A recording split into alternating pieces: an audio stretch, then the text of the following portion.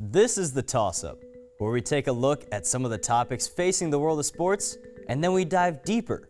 Whether it's your best friend's fantasy team or the future of college athletics, we're just trying to expand the conversation. We just want to look at the topics that keep you interested to the beautiful world of sports.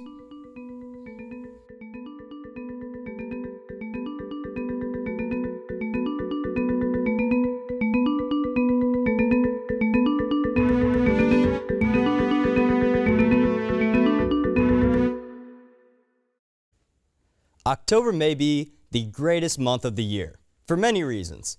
Halloween is on the horizon, meaning there is lots of candy and treats to be eaten. The weather is at that perfect temperature where it's not too hot anymore, but we still aren't freezing yet. And we even get the return of the NHL and NBA while getting into the thick of football season. But one reason why October trumps every other month is because of postseason baseball. After a grueling 162-game schedule, 10 teams earned the right to play in October, while only one will last and become champions. October is the month in baseball where non-household names such as David Freese are etched into a franchise forever for a good reason. Or if you're Bill Buckner, you make the worst blunder on the biggest stage of your life and haunt fans for the rest of time. Regardless of the game, postseason baseball is intense at every moment, as no lead is safe and no one is counted out quite yet in October until the 27th out of the final game of the series has been made. Joining me today on the panel is BTN Student Youth sideline reporter Mackenzie Salmon, WIUX football broadcaster Jacob Vincent, and IUS TV baseball beat reporter Austin Magicardi. So guys, first, this October is a magical time for baseball. I just want to get your opinions. What do you like so much about postseason baseball and why? Well, postseason baseball, it's kind of like it has a similar vibe to when we talk about March Madness. It's kind of like you get through this very long season. It's kind of grueling. At certain points, it can be kind of dull, to be honest. As a baseball fan, it gets dull. But then you get to the postseason, and if your team is in there, even if your team isn't in there, you're watching, you're paying attention, because those are huge moments that are going on. When Didi Gregorius hits a home run in the bottom of the first in the American League wild card game, that's a big deal. People are going to remember that for years, and that's what makes postseason baseball so great. And I think kind of going off what you said, one reason why I love postseason baseball is because it's unlike a lot of other pro sports. For example, if you look at like the NBA, you have superstar teams that just dominate the league, whether it's drafts, trades. In baseball, you see upsets like the Yankees and the Indians recently. The Indians had a 22-game win streak, and then all of a sudden you see people like Gonzalez and Kluber, they just couldn't face off. So I think that's one of the reasons why I love postseason baseball so much, is just because the stuff that goes on. The stakes are high, and it's awesome. Yeah, you're absolutely right. I like the point you made, Austin, about how you can compare it to March Madness. And, it is a long season, and then it comes down to just a few games. And if you don't have the best stuff, you're not going to have a good series, and you're going to end up going home. And it is like March Madness, because March Madness, you have to play well in one game. Otherwise, you're going home. So postseason baseball brings a lot into it. It's a dull, boring season for a lot of the part. And then when it comes down to it, it gets really interesting, especially in those wild card games. Well, one of the interesting parts of postseason baseball that I've seen recently, and we've seen a lot, is starting pitchers coming out of the bullpen. In the Game 4 of the ALDS, we saw both Chris Sale for the Red Sox and Justin Verlander for the Astros come out and pitch out of the bullpen in must-win game for both teams. And do you guys like that? As a starter, these starters are creatures of habit. They go through a warm-up routine, but then whenever they come out of the bullpen, they're just kind of thrown in there. Do you guys like that idea? I know they're stoppers, but at the same time, you think it's good? I do like that. It was really interesting watching the game, and then you see Chris Sale come out of the bullpen. He pitched really well. Didn't pitch well in his start that he had earlier in the series, so he comes in, pitches well for 3 innings. And then Justin Verlander comes in. He had never pitched out of the bullpen before that game. He comes in, gives up a home run, and doesn't do so hot, but they end up winning the game. And it really just brings a whole nother component to postseason baseball. If you don't have a good manager, you're not gonna be able to win games if you can't manage the bullpen. And another thing with that is, it kind of does add an interesting dynamic to the game, because every time that one of these things happens where a Chris Sale comes in, you'll hear the broadcaster, oh well, this is a winner take all game, or you got to throw everything you have at them, and because it's postseason baseball. And it's just kind of one of those things that makes postseason baseball a completely different animal from regular season baseball, and I think that's what makes it interesting. And I think when you have the kind of aspect where it's managers have all hands on deck kind of approach, you can see pitchers, whether they're starters or relievers, getting used for important roles at any time during the game.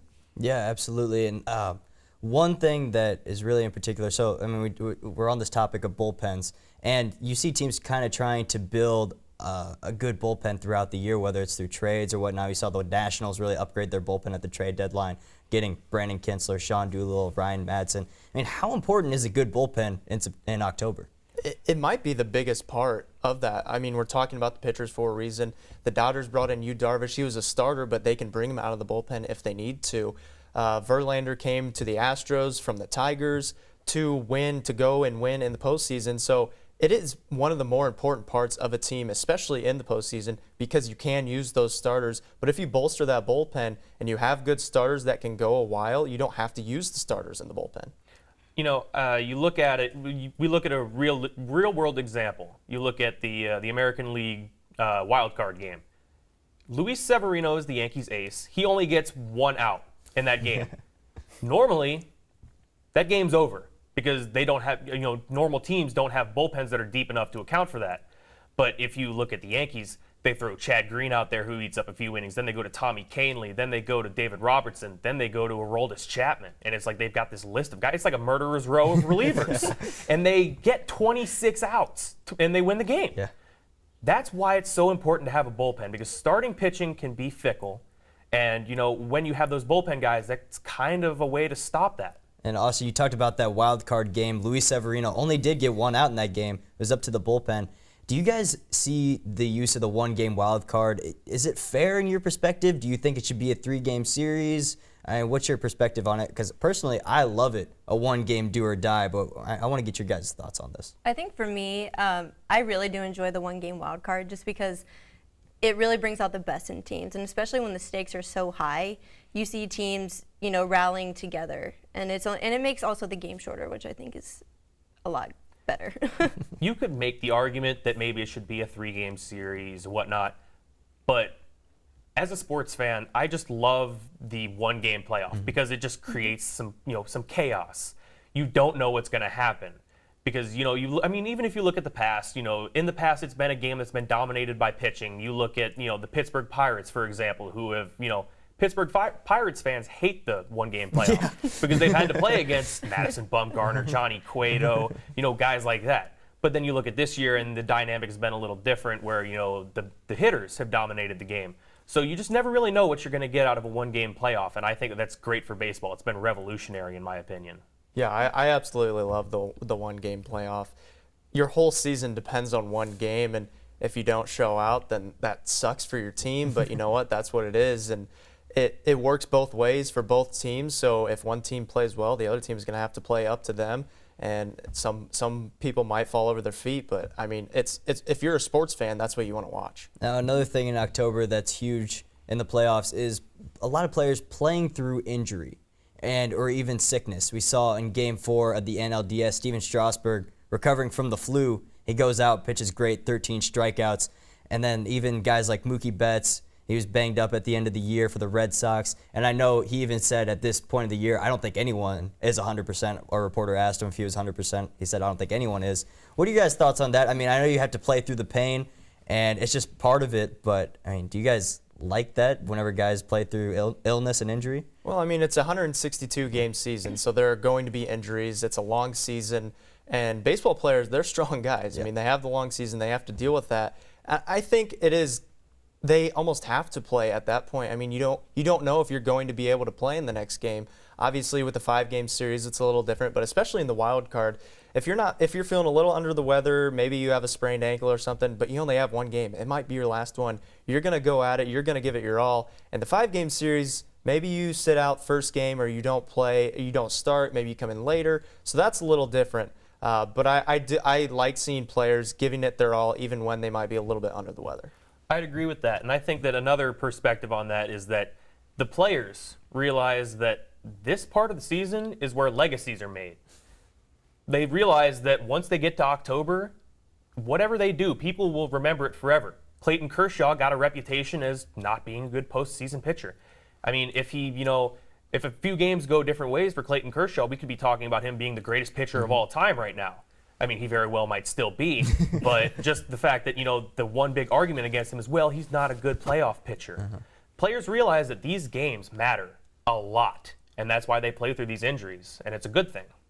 And I think that's why depth is so important for a team, just because this postseason is so bullpen dominated.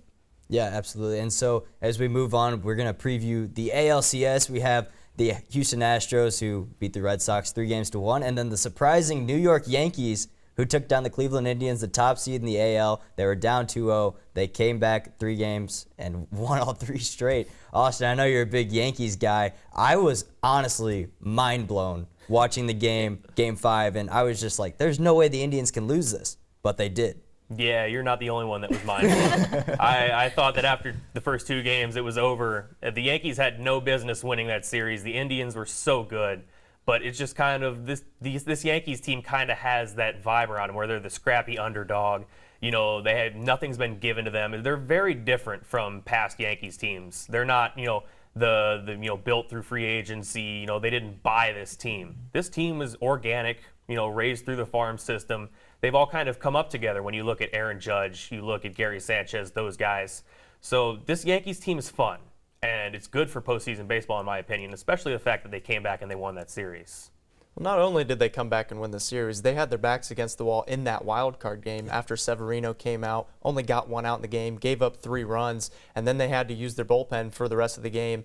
And so it was going to be hard going up against the Indians in that 5-game series. They go down 2 games. They're like, what are we going to do now? And then they just proved everyone wrong and won the next 3 games. But the task on hand now against the Astros is going to be a much tougher one than I think the Indians were.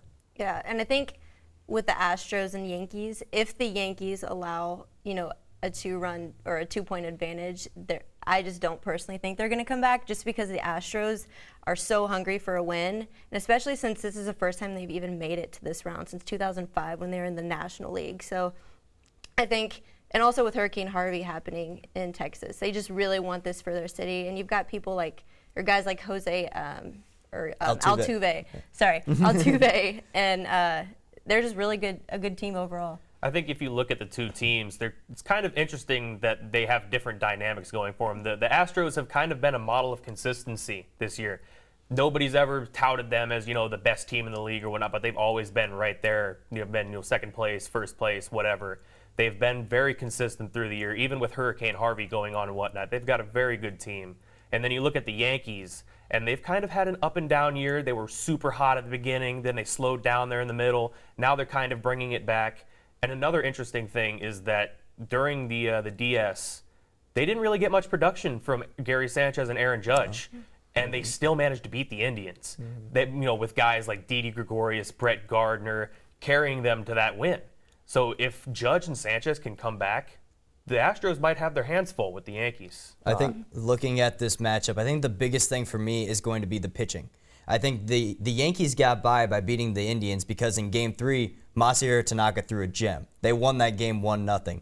If the Astros can get to Tanaka, and if they can get, I feel like Tanaka's that guy who's very 50-50. You look at his record this year, he's 13-12. And I know we don't really judge a pitcher by wins and losses anymore, but that's a very indicative performance of how he did this season. So I think that the 2-headed monster of Justin Verlander and Dallas Keuchel is a lot better than Luis Severino, Masahiro Tanaka, whatever you want to put it.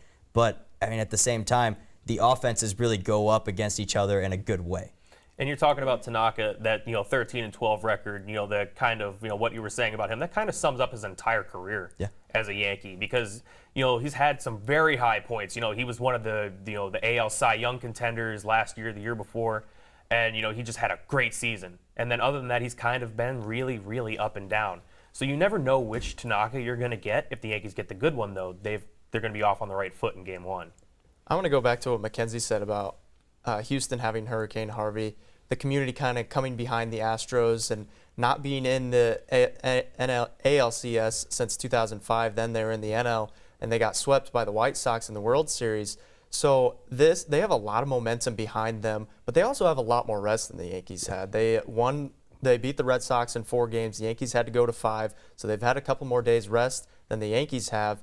And they are pretty similar teams, the Astros and Yankees. They score a lot of runs. The Astros led the league in runs scored, and the Yankees were second right behind them. So both of these teams are pretty similar, but the Astros have had more rest, and I think they have a little bit more momentum on their side. Yeah, and also the Yankees coming with their backs against the wall, a grueling 3 straight games, having to win every single one of them. Every game the Yankees have played so far in the postseason has been an elimination game, going back to the wild card game. So pretty impressive. Real quick before we go to break, let me get your guys' World Series prediction, and who do you think is going to win?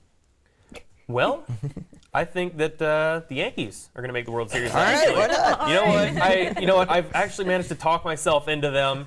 I've always been hesitant to pick them. I said, the Indians are probably better than them. The Astros are probably better than them. But this team is just, they have something. There's something about this team. There's teams like that you just can't. They have that something, that X factor. And I think that the Yankees have that this year, and I think that they will at least take the Astros to 6, if not make it all the way to the World Series. And I think that they can compete with either of the teams left in the NLCS as well. I like the Astros in the AL. They've been playing some pretty good baseball all year up until this point, and playing well in postseason. And they're also my pick for the World Series champions. They haven't played good baseball for a long time. Finally playing good baseball, and I think they take down the Dodgers in the World Series. See, I'm gonna go with kind of like you. I think it'll come down to Dodgers Astros. I don't know exactly how it's gonna play out. I know the recent break for the Dodgers is gonna be really well for them, especially with Kershaw not coming off a short run rest start. So I don't know. It should be good. I don't really have a pick. You don't have a pick? I mean, I'm hoping the just gotta Dodgers pick one. just because I'm a Dodgers fan, but I don't want to be biased. The Astros are a really good team this year. I'm going with Astros over Dodgers. Jose Altuve, Carlos Correa. People forget Marwin Gonzalez led that team in RBIs this year. He's been like 8th in the ALDS at the beginning of the year, or at the beginning of the series. Alex Bregman. They're just stacked from top to bottom. Can't forget about George Springer, and then that pitching staff is extremely amazing. So I'm all in on the Astros. I've been all in on the Astros since the beginning of the season. So we're going to take a quick break. Coming up after the break, our discussion will move a little closer to home as we talk about the Indiana baseball team. So stick with us.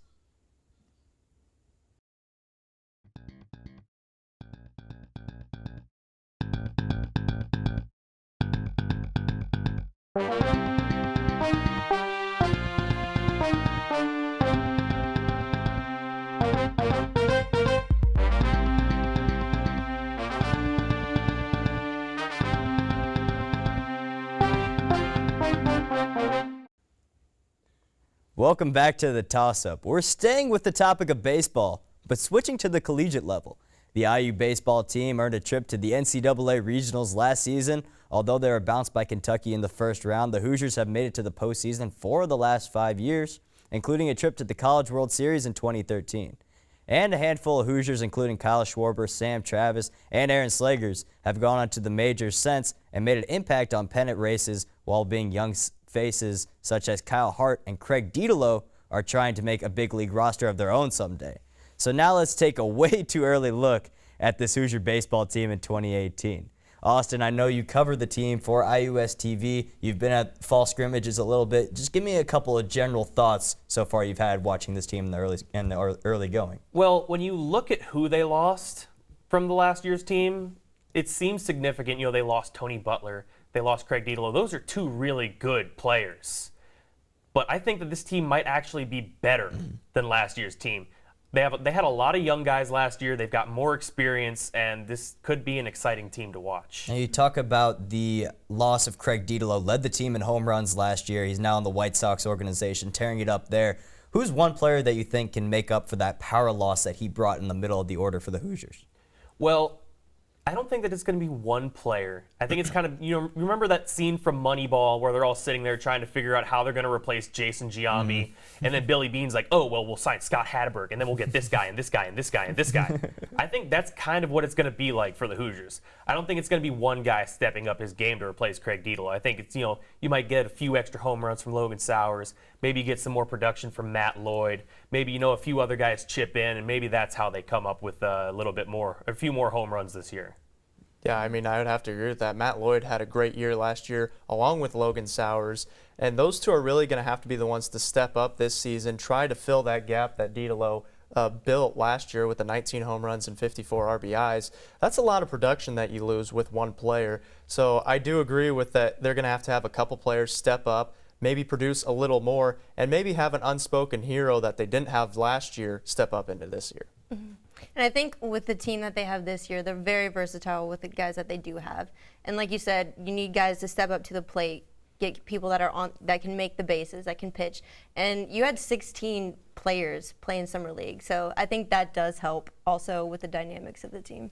Now, last year at this point, Indiana had lost all 3 of their weekend rotation pitchers due to graduation, all seniors. Now this year, they're bringing all their pitchers back. It's a very young rotation.